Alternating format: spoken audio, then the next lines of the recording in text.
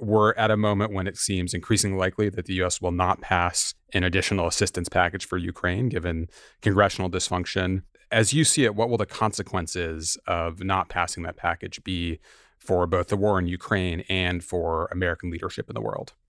The interesting thing is that actually not passing this package or a similar package not only impacts Ukraine, but also Israel, humanitarian assistance to Gaza, and Taiwan. So it's very comprehensive in its incompetence. In terms of Russia and Ukraine, I think this is very dangerous. The good news is the European Union just in the last few days has muscled through $54 billion worth of economic assistance to Ukraine, which is both a morale lifter for the Ukrainians, but also an economic lifeline for the country in terms of paying pensions and government costs and so on. What the Europeans can't do is backfill on the military side, weapons and ammunition and so on. They have some capability, but it's very limited. They are promising to do more in the future, but adding that capacity will take at least 6 months to a year. So we're at a point where the Ukrainians are on the defensive. I wouldn't characterize it necessarily as a stalemate because the Russians are being very aggressive in the east. They now have more troops in the east than they've had at any time during the course of the war, having lost somewhere between 315 and 350,000 troops wounded and killed, two-thirds of their tank force, and so on.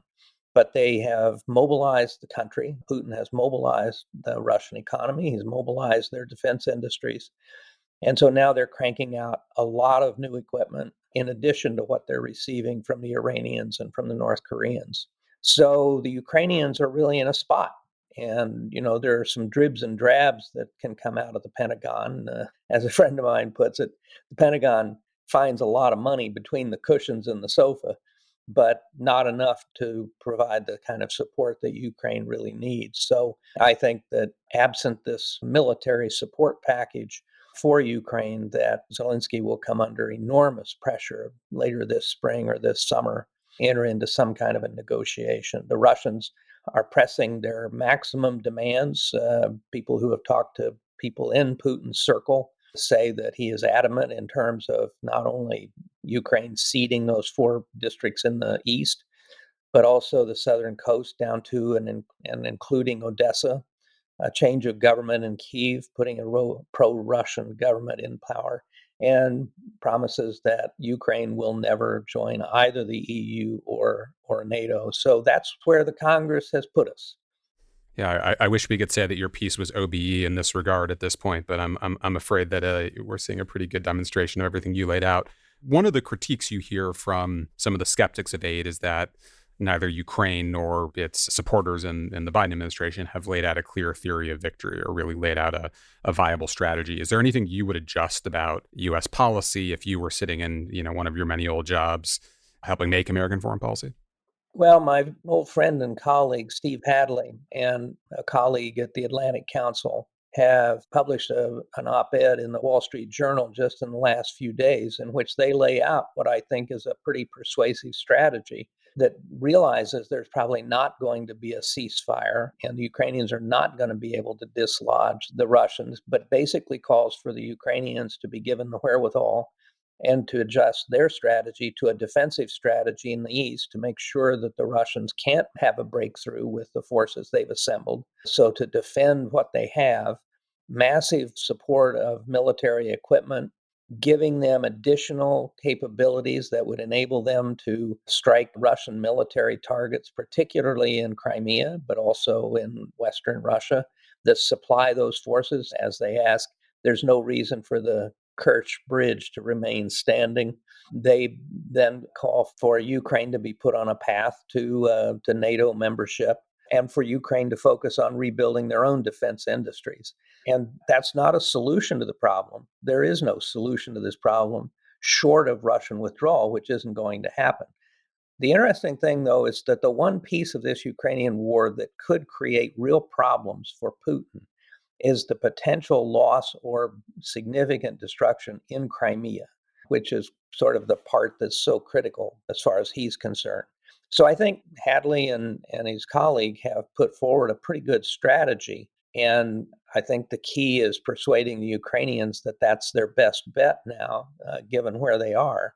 But like every other sensible strategy, it will require more assistance, particularly more military assistance to Ukraine, so that they can hold their own against Putin. If we don't do anything, the Russian forces will eventually break through in eastern Ukraine. It's just inevitable, and without significant military assistance for the Ukrainians. So, and the long-term consequences for Europe and frankly for global security, I think are huge.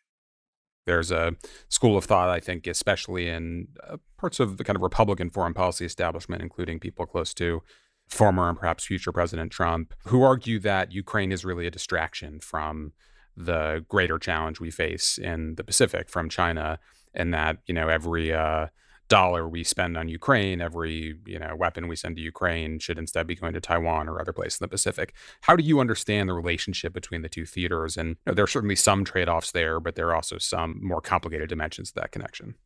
So the irony in that is that those who are arguing that point of view are just now voting down support for Taiwan as well as support for Ukraine. So kind of where's the logical consistency in that? I think that the problem with that line of thinking is, and we've seen it too often in the past, that people don't see the connectedness of different challenges around the world. For example, the greatest international beneficiaries of the Hamas attack on Israel has been Putin, because that conflict in the Middle East has drawn attention away from Ukraine, and Xi Jinping, because it helps him in his relationship with Iran, but also distracts the United States from the Far East. So the problem with that thinking is that I just can't believe that people would think that the U.S. failing to stand by Ukraine would not undermine Taiwan's confidence that the United States would stand by it. And furthermore, the confidence of our other allies in the Pacific. If the United States won't work with and cooperate with its NATO allies in blocking this aggression in Europe, why would anyone have confidence in Asia that we would stand up for Taiwan, where the risks of a major confrontation with China are far greater and the costs of a conflict far greater and more likely to involve the United States directly? I can't imagine people not understanding that Xi Jinping is watching this very closely. Look, one of the concerns that I have, Dan, is that because we've had three presidents in a row essentially signaling we wanted to get out of the Middle East and that we wanted to focus on Asia, we have, given the attitudes toward the NATO alliance by former President Trump and by many Republicans, that the United States, people are questioning whether we will be there as an ally. And what I see is countries all over the world, our allies and friends, hedging, trying to calibrate whether or not the United States will be there for them if they get into trouble, if there's an aggressor against them.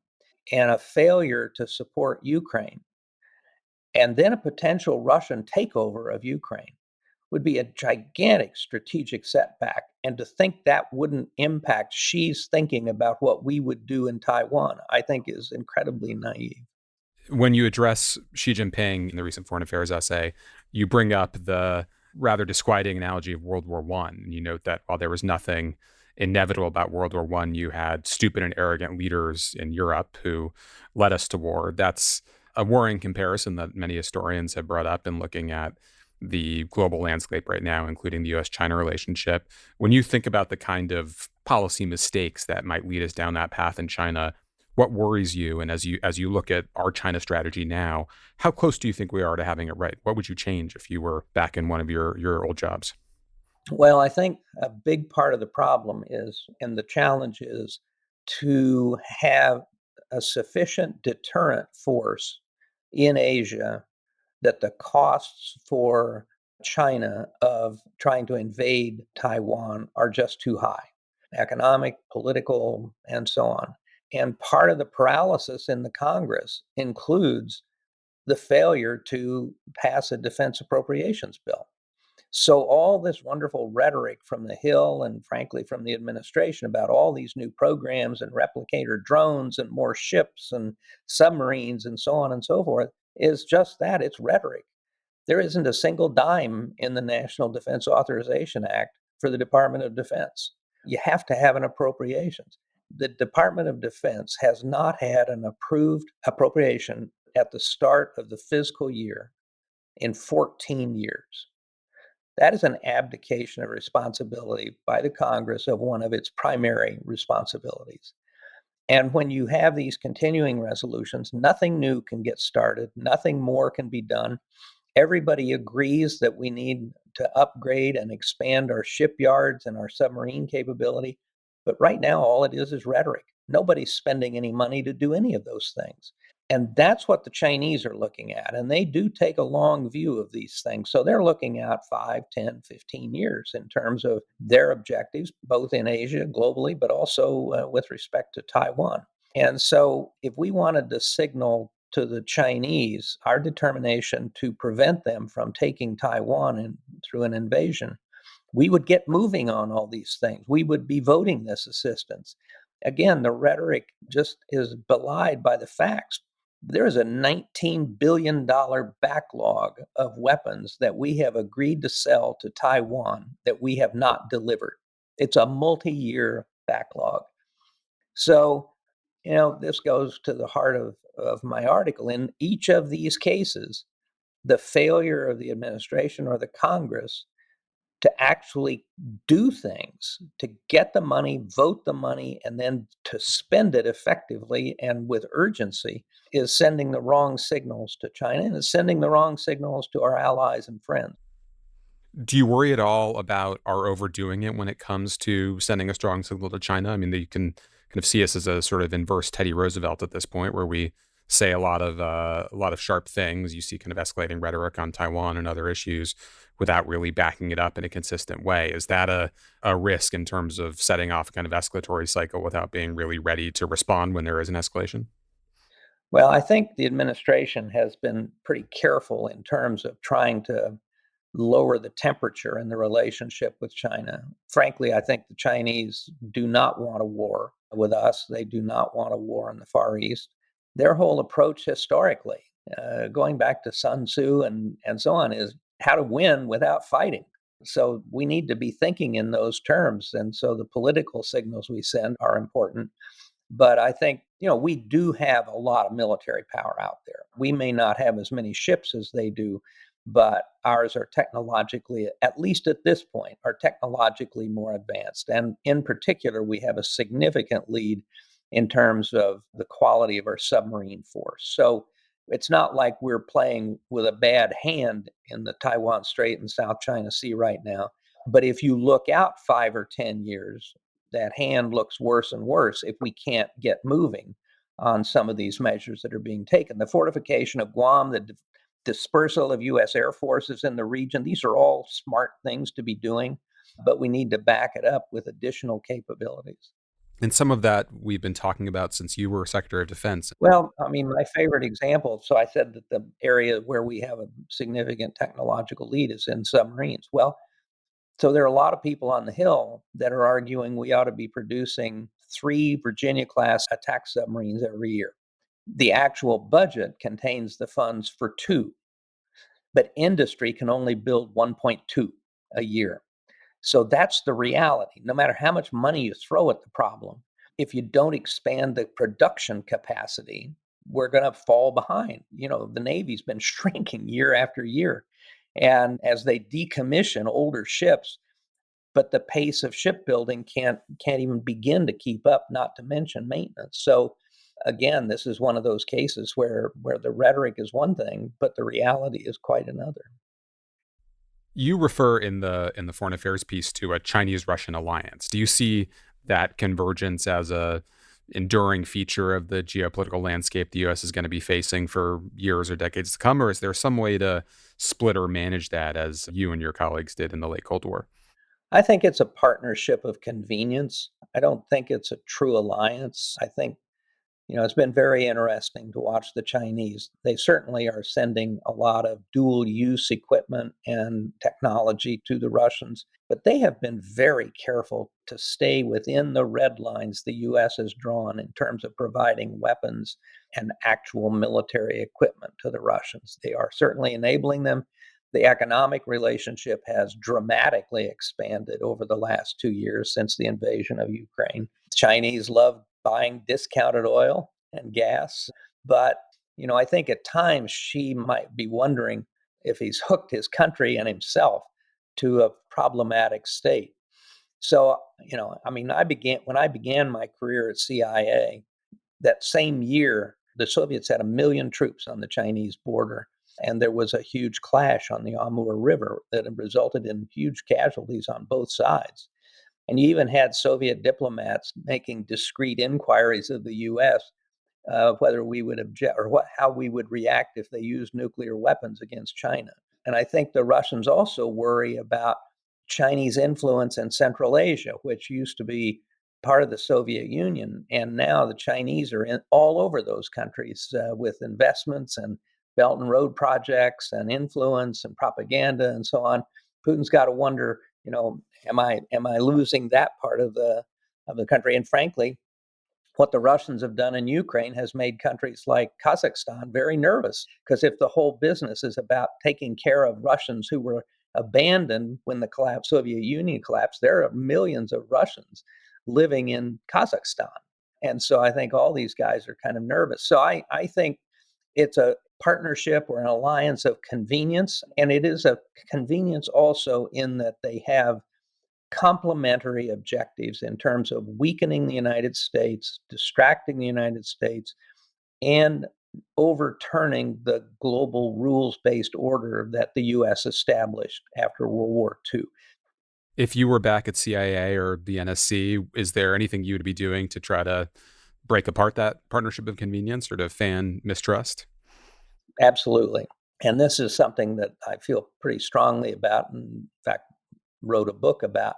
The Cold War took place against the backdrop of the greatest arms race in the history of the world. But because we were able to avoid a war with the Soviet Union, the outcome of the Cold War was actually determined by non-military instruments of power, economic, technological, but also strategic communications. USIA, United States Information Agency, was everywhere in the world. And it wasn't just the radios, Radio Liberty, Radio Free Europe, the Voice of America. It was smuggling materials into the Soviet Union. It was libraries, and it was people-to-people things and so on. Congress abolished USIA. Just think about the power of USIA in the Reagan administration when Charlie Wick was running it, or even in the Kennedy administration when Edward R. Murrow was running it. Now, Congress abolished that whole agency in 1998, and now it's a part of the State Department that's fairly small. And the undersecretary in charge of it for public diplomacy, that position has been vacant 40% of the time since it was created in the late 1990s. And it's been vacant 90% of the time in the Trump and Biden administrations. There's now a confirmed undersecretary, but just in the last couple of months. So we have nothing to compete with the global strategic communications capabilities that the Chinese have created. And it didn't start with Xi Jinping. Hu Jintao invested like $7 billion in creating this global propaganda communication structure back in the early 2000s, and they've continued to pour money in. There isn't a single country on the planet that doesn't have access to the Chinese internet, social media, printed materials, television, radio, and so on. So this is one of those areas, and we don't have a strategy, for example, to compete with Belt and Road. Can't go head to head with them, but we ought to have a more creative strategy. So in terms of this partnership of convenience, going back to the question you asked, they have, the Russians and the Chinese, and particularly the Chinese, have developed these non-military instruments of power that were so important to us in succeeding in the Cold War, but now they're using them and we're basically just walking, not running. You wrote a piece for Foreign Affairs 4 years ago now on the over militarization of American foreign policy. It's a drum you've been beating for many years before that. It seems like we're still going in the wrong direction from what I can see. Yeah, one of the more interesting news stories when I was secretary was when I gave a speech calling for more resources for the State Department. It was kind of a man bites dog story. Nobody could ever remember the Secretary of Defense calling for more money for state, but it's like General Mattis when he was secretary said, if you don't give the State Department the budget they need, I'm going to have to buy more ammunition. So I want to turn to the Middle East. You referenced this briefly earlier. Your piece was published at the end of September and finished at the end of September, right before the October 7th Hamas attack on Israel and the subsequent war in Gaza.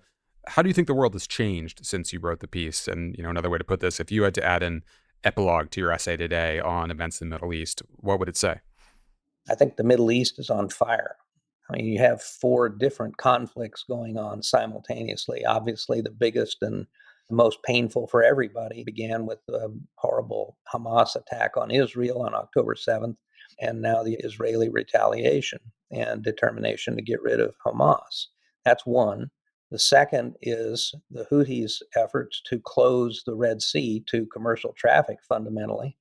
I've read that in terms of global shipping, that the revenues for Egypt from the Suez Canal are down 40% in the month of January, showing how many ships are avoiding that area. We still have to see how that affects the global supply chain, but that's a second conflict, and we're basically, I think, playing whack-a-mole in terms of going after the Houthi sites. The third active conflict is on the Israeli border. And how long will the Israelis tolerate the current situation? They've evacuated 80,000 people from the northern part of Israel. The economy up there is at a standstill.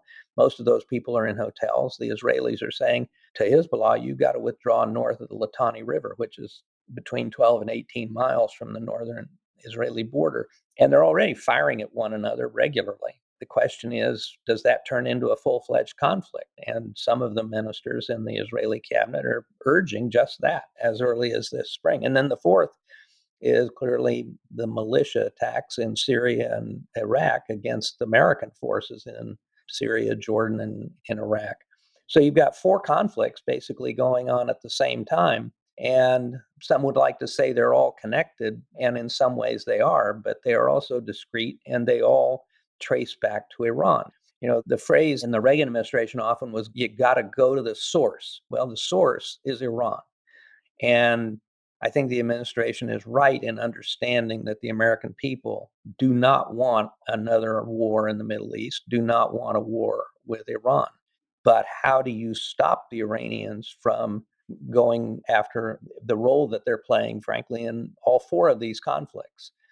And I think that's a huge challenge. And part of it is, it goes back to the question we were talking about with Xi Jinping and others, and that is, has U.S. policy over the last number of years basically undermined or weakened the deterrent effect of U.S. policy and U.S. power? Clearly, nobody seems to be afraid of us. And the question is, how do you change that over time? And that brings me back to what's going on in the Congress right now. And that is, how do we demonstrate to the rest of the world that we will continue to play the role, not as world policemen, but as trying to protect a rules-based order for the rest of the world, and one that encourages our allies to be there with us and to support us and so on. When it comes to deterring Iran without starting another major war, what would you do to change or escalate Washington's response? I think this is actually a pretty fragile regime in Iran. I think, it used to be when there were demonstrations in Iran, they would be in Tehran, and they would be from university students and maybe shopkeepers and so on. But beginning in January of 2018 and subsequently, many of these demonstrations have been all over the country and in small towns and cities that the theocracy has sort of designated as their base. This is where their base of support has been in the past. So I think this is a pretty fragile regime. And frankly, I would be doing everything we could, both overtly and covertly, to undermine that regime and to empower those inside Iran who are opposed to that regime. And that would mean that regime change in Tehran would come sooner rather than later, in your view. Either you would have regime change or a significant change in policies by the regime. I mean, regime change has all these negative connotations because of Iraq and everything else. And we certainly, I think, our experience in trying to bring that about militarily is not a satisfactory one, to say the least. But I think there are other ways to encourage change that we should be employing. Let me ask one more question about the Middle East, going back to the first of those four theaters of conflict that you mentioned earlier, and that's the war in Gaza. Do you see an Israeli strategy that has a chance of working? Do you see a kind of theory of victory when it comes to destroying Hamas that you think is viable, or do you see a need for a shift by Israel and by the U.S. in hopes of getting it there? I think that their objective is completely understandable, of destroying Hamas and its military capabilities and holding accountable, meaning killing the leaders who planned what happened on October 7th.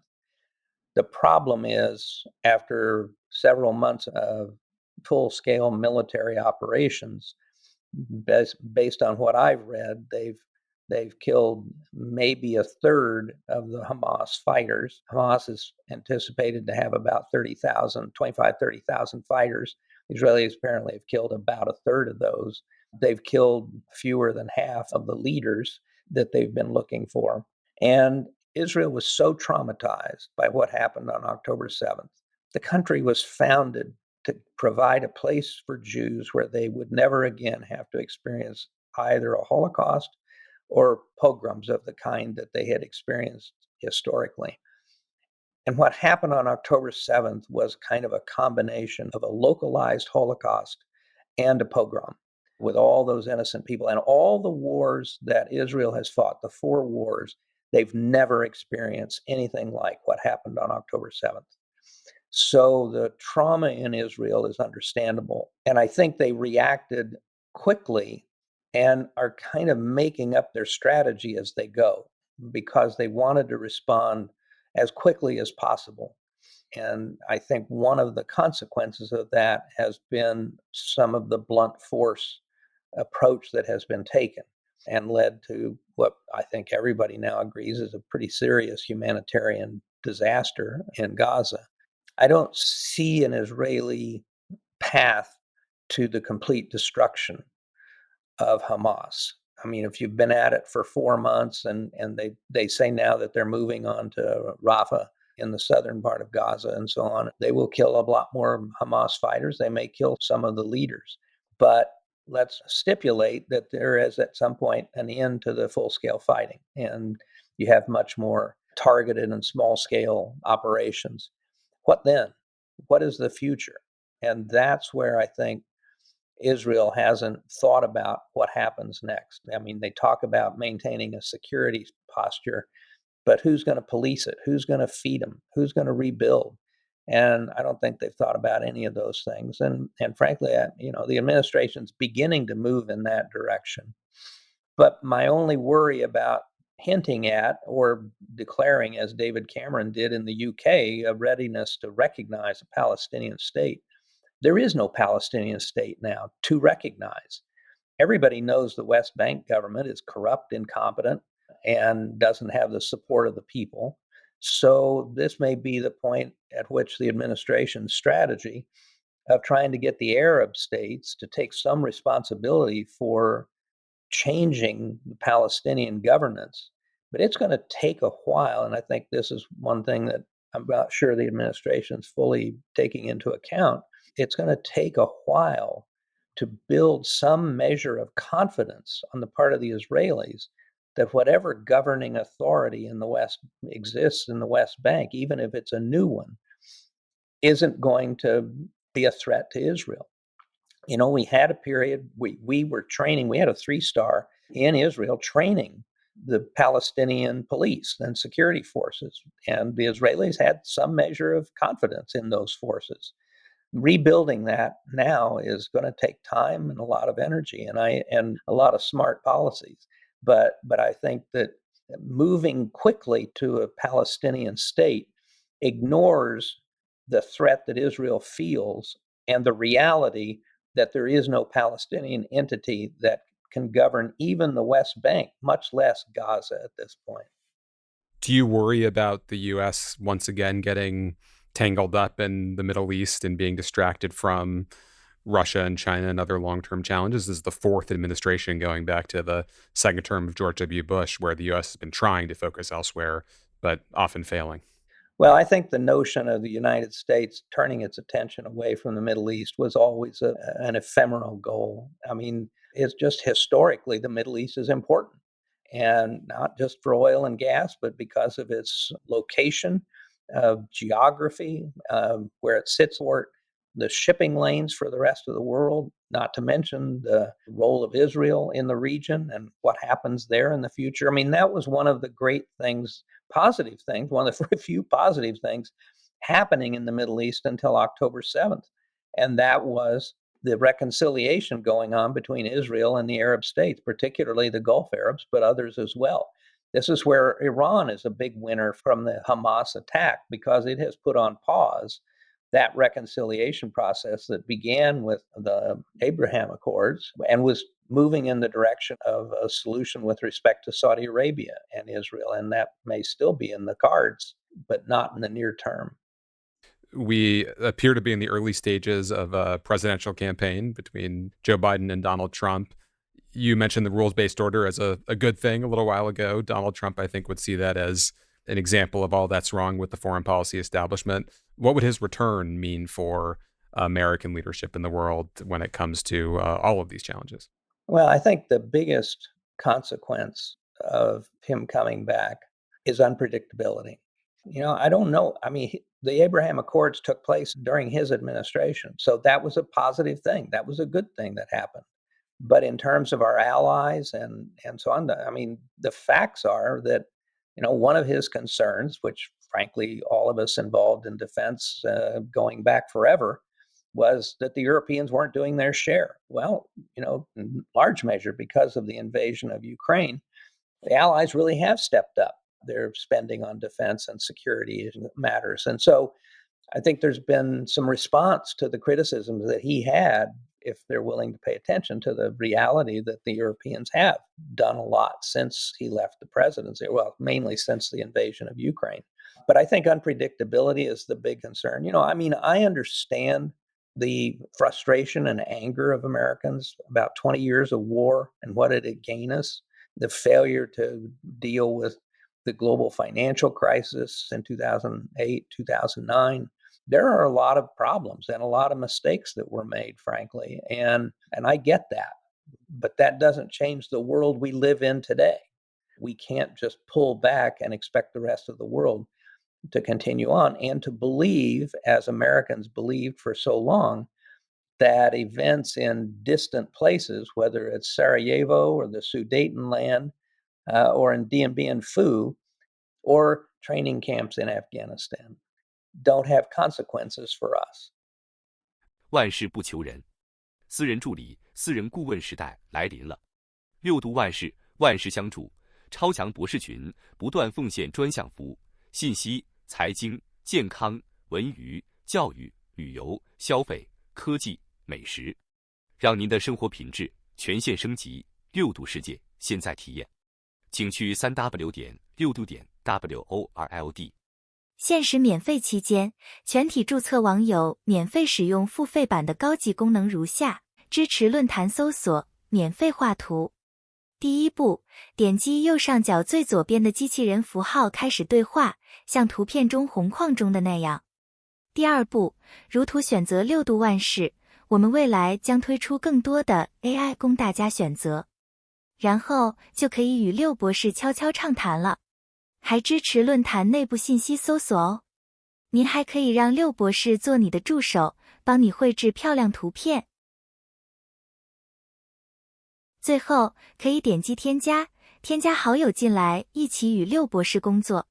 一起来3w.6度.world尝试吧。